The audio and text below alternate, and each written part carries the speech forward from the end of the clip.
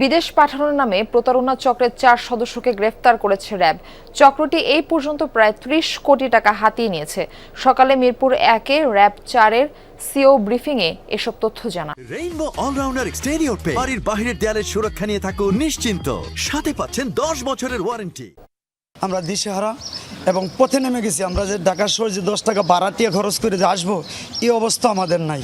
সজিবুর রহমান, বাড়ি কুমিল্লার তিতাসে। উন্নত জীবনের স্বপ্নে যেতে চেয়েছিলেন অস্ট্রেলিয়া। ভিসার আশায় ট্রাভেল এজেন্সিতে দিয়েছেন 34 লাখ টাকা, কিন্তু শেষ পর্যন্ত স্বপ্ন রয়ে গেছে অধরা। তারা একবার অফিস করে মতিঝিলে টাকা নিয়ে পালিয়ে যায়, আরবার টাকা অফিস করে নিয়ে গুলশান ডি হয়েছে, ওইখান থেকে আবার টাকা নিয়ে পালিয়ে যায়, আবার করে নিয়ে মিরপুর অফিস, ওইখান তো টাকা নিয়ে পালিয়ে যায়। আমরা পরস্পর শুনলাম, ঘুরতে ঘুরতে শুনলাম যে 30 কোটি টাকা নিয়ে তারা পালিয়ে গেছে। আমাদের থেকে ফিঙ্গার নিছে। ফিঙ্গার নেওয়ার পরে তারা আমাদের থেকে 4 জনের 94 লক্ষ টাকা নিছে। নেওয়ার পর আমাদের আর ফ্লাইট দিতেছে না। তারপর আমরা গিয়েছিলাম যে অস্ট্রেলিয়ান এমবেসিতে, ওরা বলতেছে এই ভিসা সম্পূর্ণ ফেক।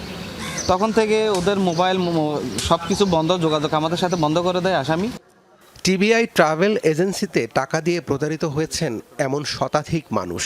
এই চক্রের 4 জনকে গ্রেফতার করেছে র্যাব 4। ব্রিফিংয়ে সিও জানান, চক্রটি অস্ট্রেলিয়ায় চাকরির ভুয়া অফার দেখিয়ে প্রতারণা করে আসছিল। জনপ্রতি নিত 20 লাখ টাকা। জাল ভিসাটি তারা কিভাবে সংগ্রহ করত, তারা বিকেএস গ্লোবাল নামে একটি চক্রর সাথে তাদের সম্পৃক্ততা ছিল। বেসিক্যালি বিকেএস গ্লোবালই তাদেরকে এই ভুয়া ভিসাটা বানিয়ে সরবরাহ করত, যার মাধ্যমে তারা ক্লায়েন্টদেরকে আকর্ষণীয় অফারের মাধ্যমে যে অস্ট্রেলিয়াতে ফুড প্যাকেজিংয়ের চাকরি অথবা কৃষিকাজের চাকরি, এই ধরনের চাকরিতে মাসে 4 থেকে 5 লক্ষ টাকা বেতন পাবে। সো এইখানে যদি সে 20 লক্ষ টাকা ইনভেস্ট করে, বেসিক্যালি 5 মাসেই তার এই টাকাটা ফেরত আসবে। চক্রের বাকি সদস্যদের গ্রেফতারে অভিযান চলছে বলে প্রেস ব্রিফিংয়ে জানায় র্যাব। আইনানুগ ব্যবস্থা গ্রহণের নিমিত্তে সংশ্লিষ্ট থানায় আমরা হ্যান্ডওভার করব। রাব্বি সিদ্দিকী, যমুনা নিউজ, ঢাকা।